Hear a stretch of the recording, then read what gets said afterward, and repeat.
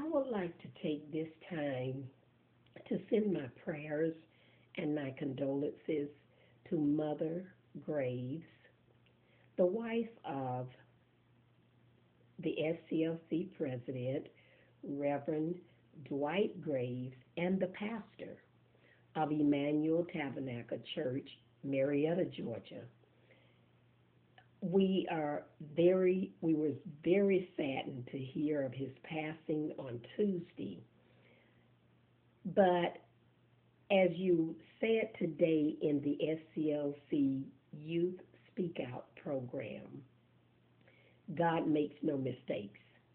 He's an awesome God, and we dare to just question his decision making. It was wonderful hearing the strength of you on today. Just going back just for a minute, I was thinking about earlier this week, I received the invitation to come to the SCLC Cobb County Youth Speak Out in recognition of Dr. M.L. King program throughout this weekend and the holiday on Monday. When I got the invitation, it was like something just kept drawing me to Marietta. I made up my mind that I'm going to the SCLC program on Saturday. I wanted to go to Paulding County on another day and to the NAACP's program on a separate day so that I can get in the different activities throughout the weekend. But I kept remembering how that I kept being drawn to Marietta, not knowing where Willie Drive was. I knew where Sandy Plains was because I'm very familiar with driving throughout the county and Georgia with all the traveling that I've done. But I remembered asking the Lord this morning when I woke up, saying, "This is the day the Lord has made. We're going to rejoice and be glad about it." I asked the Lord, what direction should I go? But all in the back of my mind was I needed to go to Willie Drive in Marietta. Not knowing where Willie Drive, I Googled it up to find out where it was. And as I got to the SCLC program after leaving the Marietta Conference Center at another meeting, I thought, I kept hearing different ones feeling like they wanted to cry, saying that they were sad. So finally, I turned around after hearing the beautiful speeches of the youth who spoke out today, ninth graders. Had one to come up to me from Campbell High School and remember, well, you're the crossing guard.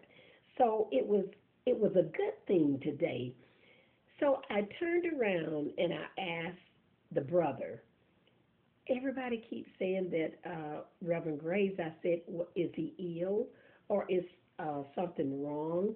And he said, yes, he passed away on Tuesday. And his homegoing celebration would be on Friday coming up. It like blew me out of the water. I'm thinking, now I know, God, why the pool was. And I said all that to say that's the type of pool we had in Cobb County. When it came down to all work and no play, that's what we were about in civil rights. I can remember when the first SCLC branch was started right at Turner Chapel, AME on Lawrence Street. Reverend Marcus had just came here in 1980. And shortly afterward, he allowed us, under the administration of Oscar Freeman, who was also working with the NAACP. See, we didn't have separate groups. We were together. Everybody on the board with the SCLC was on the board with the NAACP. I know. I was a founding member.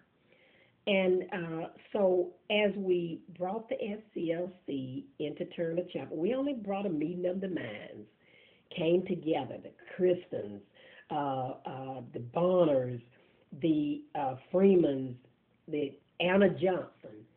Sarah Nichols was the lady that she was so adamant about bringing the SCLC to Cobb County. She was what we would call the mother of the SCLC coming into Cobb County. But Reverend Marcus opened up the doors. Gloria, her husband, it's so many of them, the Kilgores, the Wilsons, Reverend Johnson. It was Anna Johnson, the Scott family, Rosa Scott and her husband. So many was at that first board meeting with us. I was volunteering at the national office of the SCLC on Auburn Avenue with Reverend E.T., we called him, Reverend Osborne, Reverend Fred Taylor, Reverend Orange, Reverend Love. So many of us volunteered. I worked national conventions with them. I've been on a many bus trips. And the great part about it is it was total work and no play. The men respected the women respected the men in the groups wherever I was. So we did a lot of work. I was on the bus when it went to Forsyth, Georgia. I was on the up in Cummings. I was on the bus when we pulled into Washington, D.C. on a march on Washington. And it's so many trips. I was on the bus when we was in East Point, down in Hogansville, Georgia. My mother then would see us on TV and say, if that girl don't get my grandchildren home, we know something. They were the good days. That spirit that drew me to Emmanuel Tabernacle today was the spirit that pulled many of us together. We could be in meetings and teeth and tongues fell out because we had to do business. But regardless of what fell out, none of us didn't get into problems where the other one was not there, or that you didn't come to the rescue of your civil rights sisters and brothers. I remember being at Kennesaw State University with Reverend Graves, and I'm thankful to Dr. Tom Scott and Deanne Bonner, the NAACP. As this history project was put together, Reverend Graves has a book, and over 40-some other people.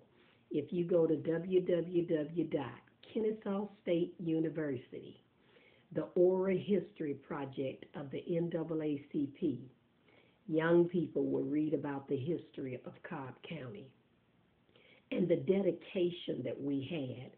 You'll learn about that spirit that drew me to Marietta today. Our brothers and sisters didn't get in trouble, and we didn't come to the rescue. If I tried to tell you history, they say I should write a book. I can tell you much. We have Women in History. I do plan to do a Women in History coming up in March. We can't forget the bridges that brought us across. We can't forget the people that helped pave the way, as Reverend Graves did. We sat on the porch.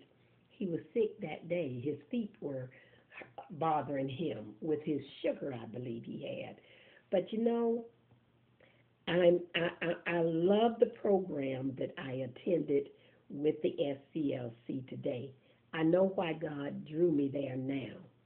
I know why his spirit drew me. Dover Farrow is in one of the nursing homes in Marietta. My spirit would draw there. The Bonners. It was so many in the beginning that worked with us. Among these books, you'll read about some of the judges that did